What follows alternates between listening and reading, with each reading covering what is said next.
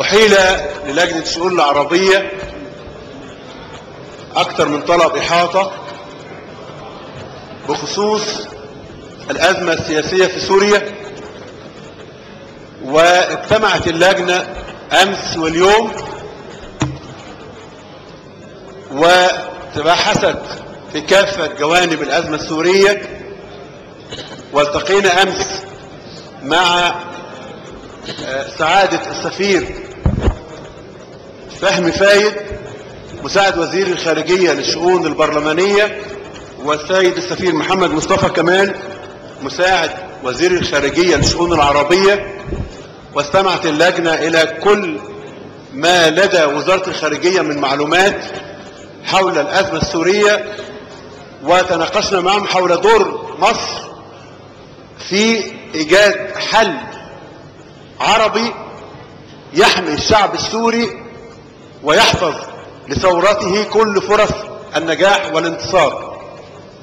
وفي نهاية الاجتماعات تشكلت لجنة لصياغة بيان يتلى على حضراتكم، ونص البيان كالتالي: اجتمعت لجنة الشؤون العربية على مدى يومين 6 و7 من فبراير 2012 لمناقشة تطورات الأزمة السورية، وأصدرت البيان التالي: إن مجلس الشعب المصري وهو يتابع ما يحدث من جرائم يرتكبها النظام السوري وأجهزته الأمنية ضد الشعب في سوريا، وهي جرائم تكمل عهدا طويلا من الاستبداد والفساد مارسه هذا النظام وأجهزة الاستخبارية والأمنية، يؤكد دعمه الكامل لحق شعبنا العربي في سوريا الحبيبة في أن يختار نظام الحكم الذي يريده بإرادته الحرة المستقلة، وأن ينعم بالحرية الكاملة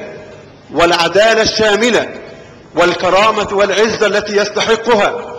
كما يؤكد حرصه الشديد على سوريا قلبا للعروبة ودرعا للأمة ونضالها وملاذها لمقاوماتها، ويرفض أي محاولة للنيل من وحدتها واستقلالها الوطني وإرادتها الحرة المستقلة ووحدة أراضيها وشعبها، ويعلن أن مصر وانطلاقا من مكانتها القومية وريادتها لوحدة الأمة وعزتها وكرامتها مطالبة بأن تقوم بمبادرة فورية رسمية وشعبية لدعم انتصار الثورة في سوريا من أجل الأهداف التي قامت هذه الثورة العظيمة من أجلها. إن مجلس الشعب المصري ويؤكد ويعي هذا كله حريص على ما يلي: 1. مطالبة الحكومة المصرية بتبني موقف واضح وسياسات فعالة. مطالبة الحكومة المصرية بتبني موقف واضح وسياسات فعالة من الثورة السورية بما يتوافق مع كل ما تمليه الثورة المصرية من واجبات قومية لدعم نضال الشعب السوري من أجل الحرية والعدالة والكرامة والاستقلال الوطني. 2. إدانة جرائم النظام السوري واعتماده المطلق والأساس على الحل الأمني دون السياسي، وخضوعه لابتزاز جماعات المصالح والفساد، ودعوة النظام إلى الوقف الفوري والسريع لكل أشكال العنف التي يمارسها ضد الثوار السوريين. 3. الحرص على المحافظة على سلمية الثورة السورية ورفض كل اقتتال داخلي، وإدانة كل تهديدات النظام بجعل الحرب الأهلية بين شولتين العرقية والطائفية البديل للرفض الشعب لاستمرار النظام، المطالبة بإسقاطه بعد أن فشلت كل دعوات إصلاحه على مدى العقود الماضية. 4. الإسراع ببلورة حل عربي فعال تتحمل مصر العبء الأكبر من مسؤولياته ليكون قادرا على الانتصار لإرادة الشعب السوري ويحفظ لسوريا وحدتها واستقلالها الوطني. 5.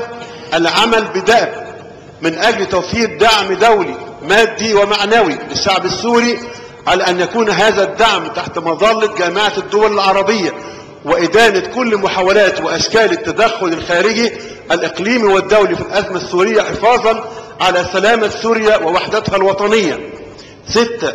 القيام بدور فعال من أجل توحيد أطراف المعارضة السورية على برنامج عمل وطني موحد قادر على الانتصار للثورة وتحقيق الأهداف العظيمة التي قامت من أجلها. 7. تجميد العلاقات بين مجلس الشعب المصري ومجلس الشعب السوري ردا على العنف البغيض الذي يمارسه النظام ضد المدنيين في سوريا كخطوة تمهيدية لقطع العلاقات بالكامل مع هذا النظام إذا لم يستجب لكل دعاوى وقف العنف ومطالب التغيير لإقامة النظام الديمقراطي العادل الذي يطمح إليه كل السوريين.